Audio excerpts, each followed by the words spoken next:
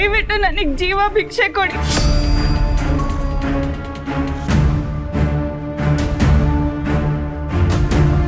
ನನ್ನ ಜೀವ ದಾನ ಮಾಡಿ ನನ್ನನ್ನ ಕೊಂದು ಹರೀಶ್ನ ವಿದುರ ಮಾಡಬೇಡಿ ದೊಡ್ಡತ್ತೆ. ನೀವು ದೇವ್ರು, ಎಲ್ರಿಗೂ ವರ ಕೊಡ್ತೀರಾ, ನನಗೂ ನನ್ನ ಜೀವನ ದಾನವಾಗಿ ಕೊಡಿ ಅತ್ತೆ, ಪ್ಲೀಸ್ ಅತ್ತೆ. ಬಿಡಕಲ್ಲ.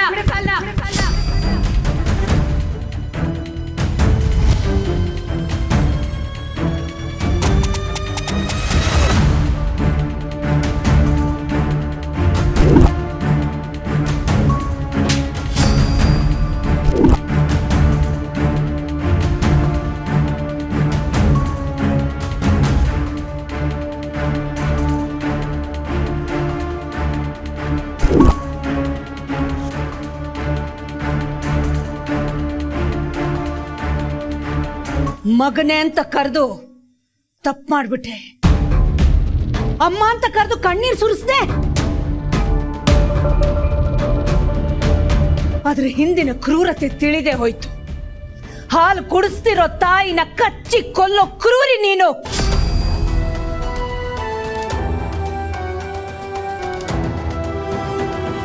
ಹೇಳು, ಏನ್ ನಡೀತು ಅಂತ ನಿಜ ಹೇಳು. ಅಮ್ಮ ಅಮ್ಮ ಅಂತ ಕರಿಬೇಡ. ಆ ಯೋಗ್ಯತೆನ ನೀನು ಕಳ್ಕೊಂಡಿದೀಯಾ. ನಿಮ್ ಮುಂದೆ ಸುಳ್ಳು ಹೇಳೋ ಅಷ್ಟು ಕಲ್ಮಶ ನನಗಿಲ್ಲಮ್ಮ. ಸತ್ಯ ಹೇಳ್ತೀನಿ. ಅದು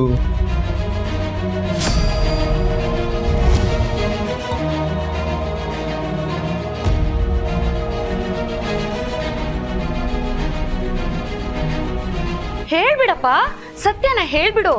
ನೀನ್ ಹೇಳೋದಕ್ಕಿಂತ ಇಲ್ಲಿ ನಿಂತಿದ್ದಾಳಲ್ಲ ಈ ದಗಲ್ಬಾಜಿ ಪಾರ್ವತಿ, ಇವಳು ಹೇಳಿ. ಅಕ್ಕ ಅವನನ್ನ ಕೇಳೋದಕ್ಕಿಂತ ಇವಳನ್ ಕೇಳಿ. ಎಲ್ಲರ ಕಣ್ಣಿಗೂ ಕೌದಿರೋ ಮಂಜು ಸ್ವಲ್ಪ ಸರಿಯತ್ತೆ.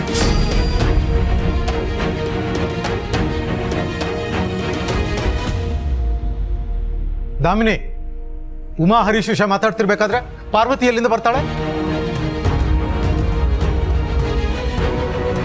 ಪಾರ್ವತಿ ಬಂದಿದ್ರಿಂದಾನೇ ಭಾವ ಹರೀಶ್ ಮತ್ತೆ ಉಮಾನ್ ಕತೆ ಶುರುವಾಗಿದ್ದು.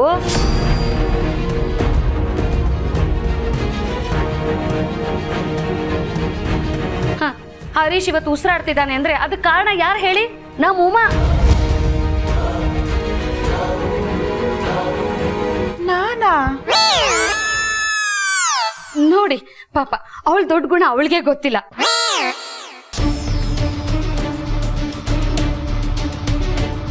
ಚಿಕ್ಕಮ್ಮ, ಏನ್ ಮಾತಾಡ್ತಾ ಇದ್ದೀರಾ?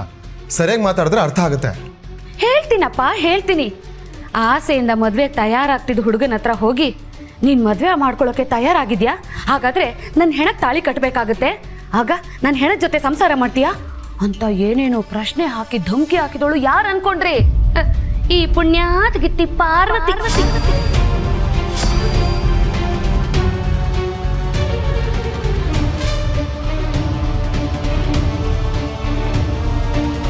ಇವನ್ ಫೋನ್ ಮಾಡಿದಾಗ ಫೋನ್ ತೆಗಿದೆ, ಮೀಟ್ ಮಾಡೋಣ ಅಂದ್ರೆ ಏನೇನೋ ಕಾರಣ ಹೇಳಿ, ಮೂತಿಲೊಂದು ಮನ್ಸಲ್ಲೊಂದು ಭಾವನೆ ಇಟ್ಕೊಂಡು ಈ ಮನೇಲೆ ಜಾಂಡ ಹೂಡೋ ಸ್ಕೆಚ್ ಹಾಕಿ ಮಾತೆತ್ತಿದ್ರೆ ನಾನು ಸೂಸೈಡ್ ಮಾಡ್ಕೊಂಡ್ಬಿಡ್ತೀನಿ, ಈ ಮದ್ವೆ ನಿಲ್ಸು, ಇಲ್ಲ ಅಂದ್ರೆ ನನ್ನ ಸಾವಿಗೆ ನೀನೇ ಕಾರಣ ಆಗ್ತೀಯಾ ಅಂತ ಬ್ಲ್ಯಾಕ್ ಮೇಲ್ ಮಾಡಿದ್ದು ಯಾರು ಅನ್ಕೊಂಡ್ರಿ?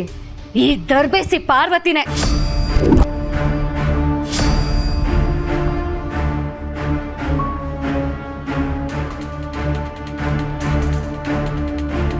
ಈ ಟಾರ್ಚರ್ನ ತಡ್ಕೊಳಕ್ಕಾಗದೆ ಈ ಮೆಂಟಲ್ ಸಾವಸ ಸಾಕಪ್ಪ ಸಾಕು ಅಂತ ಹರೀಶ್ ಮದ್ವೆ ಮನೆಯಿಂದ ಎಸ್ಕೇಪ್ ಆಗೋಕ್ ರೆಡಿ ಇದ್ದ.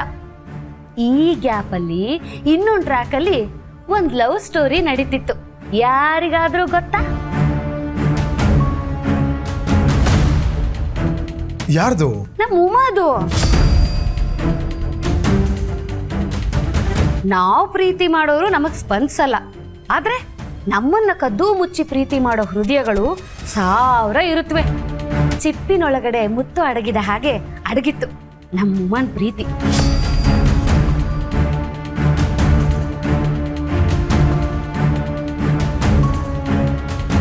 ಹರೀಶ್ನ ಉಮಾ ಪ್ರೀತಿ ಮಾಡ್ತಿದ್ಲಾ? ಹೂ ಭಾವ, ಮೊದ್ಲು ಕೇಳಿದಾಗ ನನಗೂ ಹಿಂಗೆ ಶಾಕ್ ಆಗಿತ್ತು. ಇವಳು ದಿನೇ ದಿನೇ ಡಿಪ್ರೆಷನ್ಗೆ ಹೋಗಿ ಗಬಗಬ ಅಂತ ತಿನ್ನೋದು ನೋಡಿ ಒಂದಿನ ಜುಟ್ಟಿಡ್ದು ಕೇಳ್ದೆ. ಆ ಕಕ್ಕದ್ಲು, ಪ್ರೀತಿ ಗೀತಿ ಇತ್ಯಾದಿ ಅಂತ.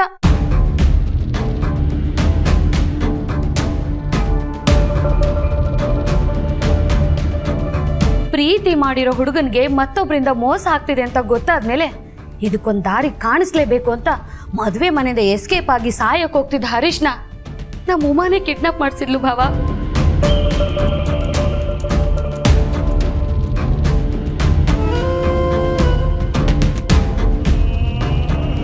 ಆ ದೇವ್ರೇ ಇವನ್ನ ಕಾಪಾಡ್ದ. ನಾನ್ ಯಾರು? ಅರಸನ ಕೋಟೆ ಸೊಸೆ. ನ್ಯಾಯ ನೀತಿ ಧರ್ಮಕ್ಕೆ ಸಾವಲ್ಲೂ ಹೋರಾಟ ಮಾಡೋಳು. ಎಷ್ಟೇ ಆದರೂ ಅರಸನ ಕೋಟೆ ಅಖಿಲಾಂಡೇಶ್ವರಿ ಅವರ ಆಸರೆಯಲ್ಲಿ ಬೆಳೆದಿರೋಳು. ಅವ್ರ ಗುಣ ಕಿಂಚಿತ್ತಾದರೂ ಇರುತ್ತೆ ತಾನೇ. ಅದಕ್ಕೆ ಪ್ರೀತಿಸಿದ ಹುಡುಗಿಗೆ, ಪ್ರೀತಿಸಿ ಧಮ್ಕಿಗೊಳಗಾದ ಹುಡುಗನಿಗೆ ಮದುವೆ ಮಾಡಿ ನ್ಯಾಯ ಕೊಟ್ಟೆ.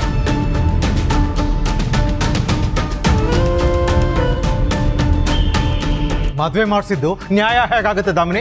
ಮದ್ವೆ ಮಾಡಿಸ್ದೆ ಇವರಿಬ್ಬರನ್ನು ಇಲ್ಲಿಗೆ ಎಳ್ಕೊಂಡು ಬಂದಿದ್ದಿದ್ರೆ ಈ ಪಾರ್ವತಿ ಹೇಳೋ ಸುಳ್ಳಿನ ಸುಳ್ಳಿಯಲ್ಲಿ ನಾವೆಲ್ಲ ಸಿಕ್ಕಾಕೊಂಡು ಪಾಪ ಅನಾಥ ಹುಡುಗ ಅವನ ಮುಖ ನೋಡಿ ಸ್ವರ್ಗ ಹೋಗಿರೋ ತೊಂಡೆಕಾಯಿ ಥರ ಆಗೋಗಿದ್ದಾನೆ. ಇವನನ್ನ ತಪ್ಪಿತಸ್ಥನ್ ಮಾಡಿ ಅಖಿಲಕ್ಕ ಗುಂಡಾರಿಸಿ ಅವನನ್ನ ಸಾಯಿಸೇ ಬಿಟ್ಟಿರೋರು.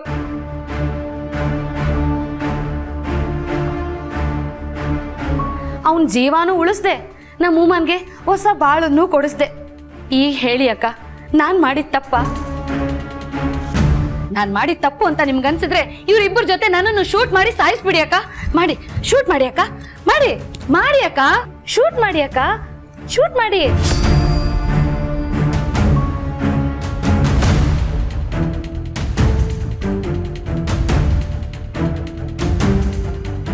ದಾಮಿನಿ ದಾಮಿನಿ ವಾದ ಮಂಡ್ಸಾಗಿದೆ, ಅಪವಾದ ಹೊರಸಾಗಿದೆ. ಈಗ ಅಪರಾಧಿ ಸ್ಥಾನದಲ್ಲಿ ನಿಂತಿರೋದು ಪಾರ್ವತಿ.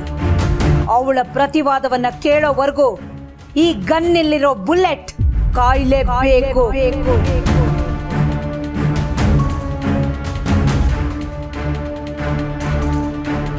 ಅವಳೇನಾದ್ರೂ ನೀವು ಹೇಳಿದ್ದೆಲ್ಲ ಸುಳ್ಳು ಅಂತ ಹೇಳಿ ಅದು ಸಾಬೀತಾದ್ರೆ ಇಷ್ಟೊತ್ತು ಅರ್ಚಾಡ್ತಿದ್ದ ನಿನ್ನ ಧ್ವನಿ ನಿಂತು ಹೋಗುತ್ತೆ, ಉಸಿರು ಹಾರು ಹೋಗುತ್ತೆ.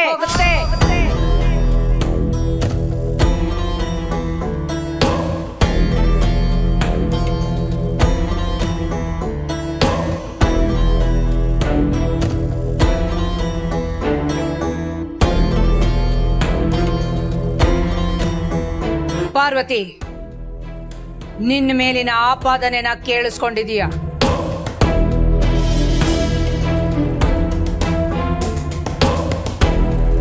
ಅದನ್ನ ಮತ್ತೆ ನಾನು ನಿನಗೆ ವಿವರಿಸುವ ಅವಶ್ಯಕತೆ ಇಲ್ಲ. ಕರುಣೆಯ ಪೈರು